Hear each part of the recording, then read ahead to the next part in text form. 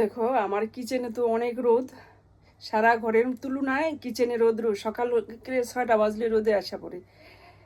আর আমার বাসার চারোদারটা তো গাছপালায় ভরা, এই কারণে ঘর দুয়ার সবই ঠান্ডা।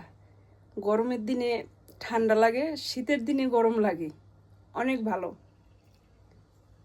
এই যে দেখো, আর এত সুন্দর প্রকৃতির হাওয়া, অক্সিজেন বিনামূল্যে পাইতাছি, এর চেয়ে আর কি আছে।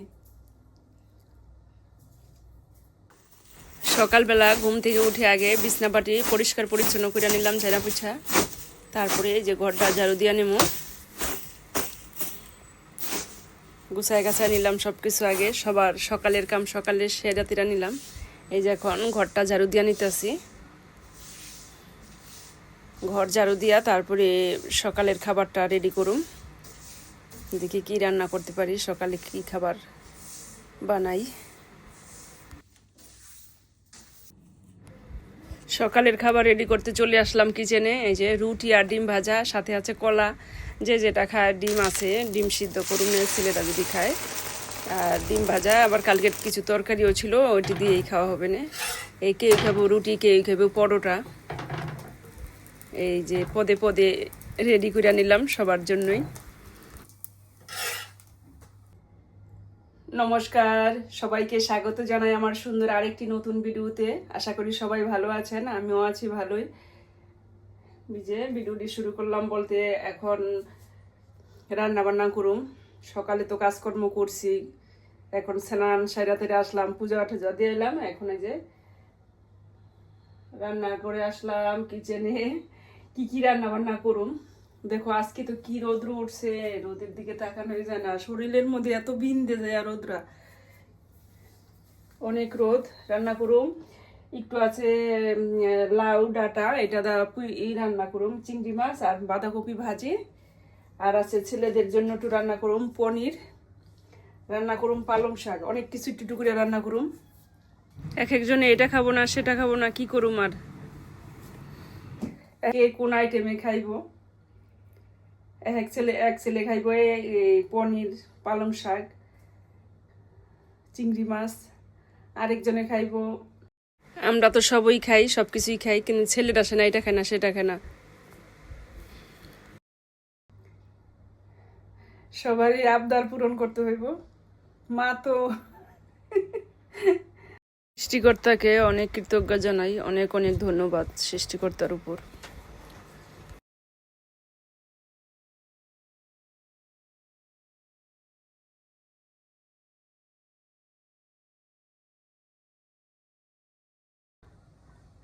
বিনামূল্যে পাই বিদায় এই অক্সিজেন, কোনো কদর নাই। টাকাটা কিনতে হইতো, দেখতে অনেক মূল্য হইতো। এই কারণে কথায় বলে না মানুষ, বিনামূল্যে যা পাওয়া যায় এটি কোনো কিছুর মূল্য কদর থাকে না কারো কাছে। টাকার কিনা জিনিস অনেক মূল্যবান বড় সম্পদ। প্যারিসে তো এত গরম, রোদ্রু এই এত ভালো লাগে না। আর প্রতিদিন মাছ মাংস খেতেও ভালো লাগে না, তারপরে মাছ ছাড়া খাইতে পারুম না। মাছ রান্না করুম, একটু ঝাল আর মশলা কম দিয়ে রান্নাটা করতে হইব। বেশি ঝাল খাওয়া যাইব না, কারণ পেট জ্বলতে পারে। আর শরীর ভালো থাকবো মশলাপাতি কম দিয়ে রান্না করলে। এই রান্না করতে আছি চিংড়ি মাছ আর বাঁধাকপি ভাজি, পালং শাক। এই আর রান্না করুম টক ডাল। ছেলেদের তো এই বায়না, এই খাবো না সেই খাবো না। যে এখন কাটাকুটির প্রস্তুতি চলছে আমার। কি রান্না করতেছি, চিংড়ি মাছ আর বাঁধাকপি।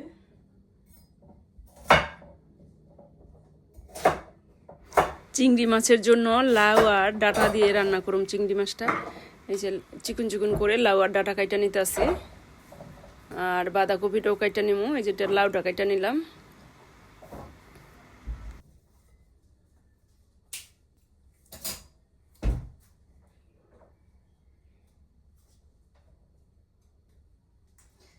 ডাটাটি অনেক ভালো, কচি, অনেক নরম, খেতেও ভালো।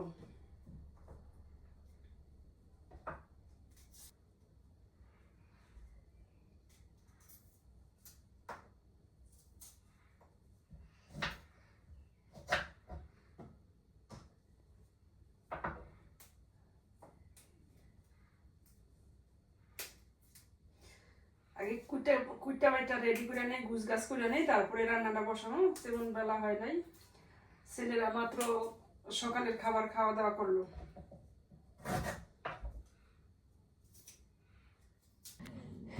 এই যে দেখো আমার কাটাকুটি সম্পূর্ণ শেষ হলো। এই যে পরিষ্কার করে নিলাম, কাইটা কুইটা গুছায় গেছে।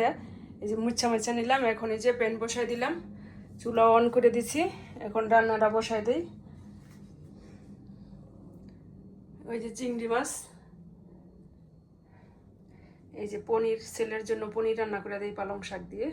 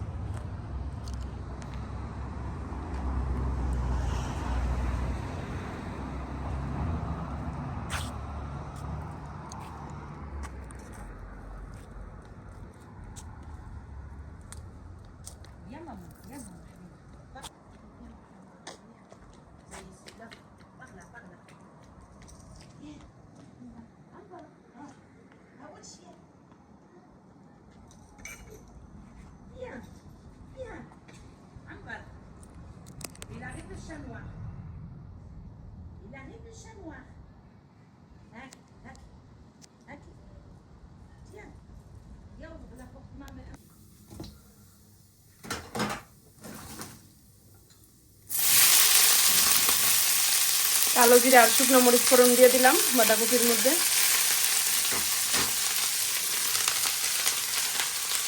একবারই বসা দিলাম। এখন লবণ দিয়া আর কাঁচামরিচ দিয়ে ঢাকা দিব, একটু মজলে এই পাতাকপিটা, তারপরে হলুদ আর জিরা মশলা দিব।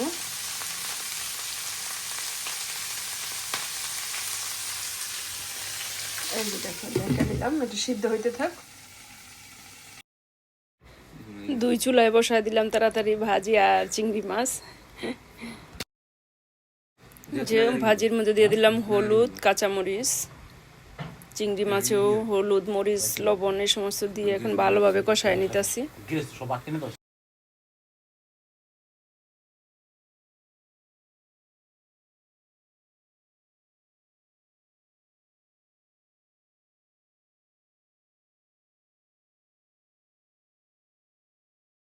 চিংড়ি মাছের তরকারিতে দিয়ে দিলাম কাঁচামরিচ বাটা। এটা আমি বেশি করে বাজার থেকে কাঁচামরিচ এনে ব্লেন্ডার করে ফেটে তারপরে আমি একটু ভিনেগার দিয়ে মিক্স করে নর্মাল ফ্রিজে 15 থেকে 20 দিন রাখা যায়। আমি এইভাবে সংরক্ষণ করে রাখি।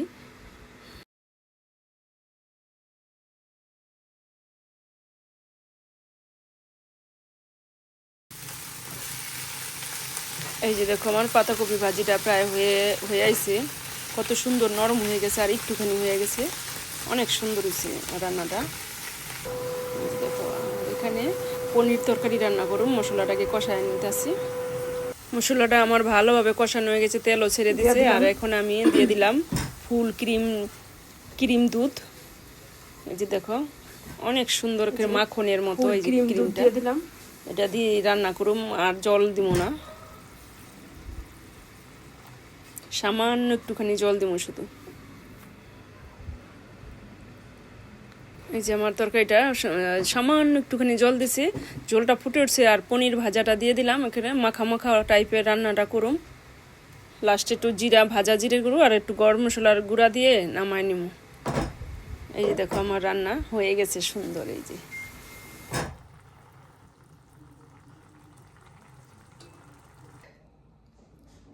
এই যে দেখো আমার রান্না বান্না শেষ।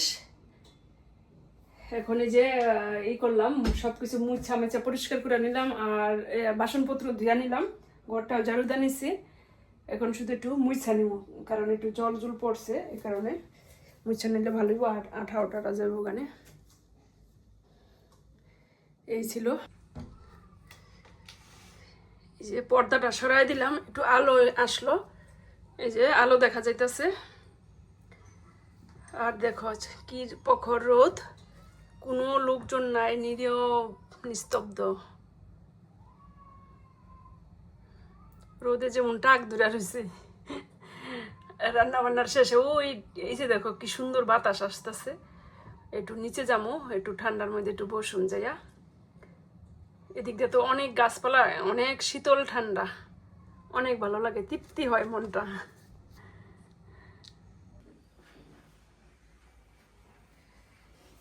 যে ঘরটা মুছা নিলাম, কাজকর্ম শেষ, রান্না বান্নার আয়োজন, রান্না বান্না শেষ, ঘর মুছা নিলাম।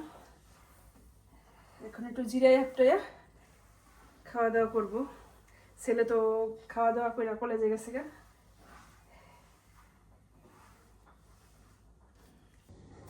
বিকেলের একটু খাবারের রেডি করলাম। এই যে উইন্স তান্দুরি বানায় দিলাম একটু এয়ার ফ্রাইতে করে। খুব সুন্দর হয়েছে, কিন্তু খুব সুন্দর হয়েছে ভাজাটা, তেল ছাড়া ভেজে নিলাম, অনেক সুন্দর, খেতেও টেস্ট হয়েছে।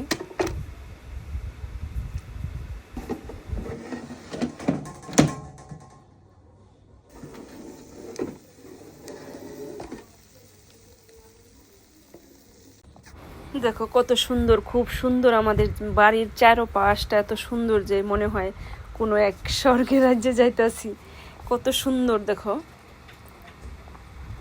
যেমন কোনো এক গাছপালার টানেলের ভিতর দিয়ে।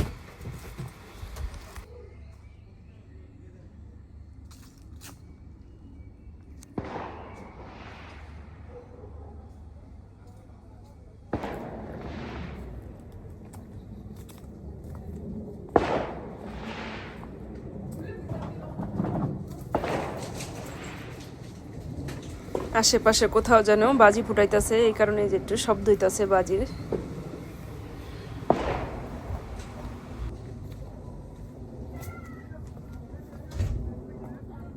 ভিডিওটি আজকের মতো এখানেই রাখছি। যদি তোমাদের কাছে একটু ভালো লাগে আমার ভিডিওটি, তাহলে লাইক কমেন্ট শেয়ার দিয়ে সাবস্ক্রাইব দিয়ে আমার পাশে থাকবে বন্ধুরা।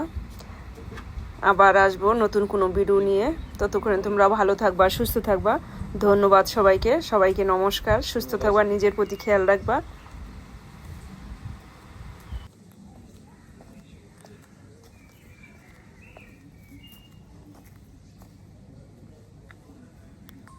এই সমস্ত জায়গা কিনে কিন্তু আমার বিল্ডিংয়ের সব নিচে আশেপাশে সব জায়গায় কিনে কিন্তু খুবই সুন্দর, এত সুন্দর মনোরম, যে পুরানো দিনের বাড়িঘরের মতো আর ওই পুরানো দিনের রাস্তাঘাটের মতো দেখতে দেখা যায়।